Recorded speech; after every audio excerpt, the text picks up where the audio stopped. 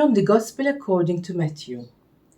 Peter approached Jesus and asked him, "Lord, if my brother sins against me, how often must I forgive him? As many as 7 times?"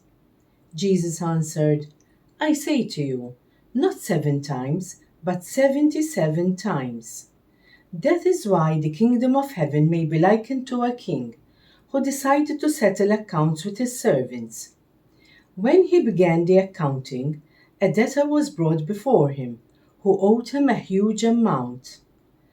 Since he had no way of paying it back, his master ordered him to be sold, along with his wife, his children, and all his property, in payment of the debt.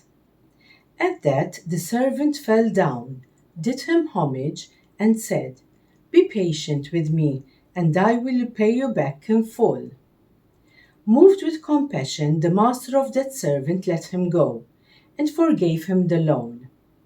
When that servant had left, he found one of his fellow servants, who owed him a much smaller amount. He seized him and started to choke him, demanding, 'Pay back what you owe.' Falling to his knees, his fellow servant begged him, 'Be patient with me, and I will pay you back.' But he refused. Instead, he had the fellow servant put in prison until he paid back the debt. Now when his fellow servants saw what had happened, they were deeply disturbed, and went to their master and reported the whole affair. His master summoned him and said to him, 'You wicked servant, I forgave your entire debt because you begged me to. Should you not have had pity on your fellow servant as I had pity on you?' Then in anger, his master handed him over to the torturers until he should pay back the whole debt.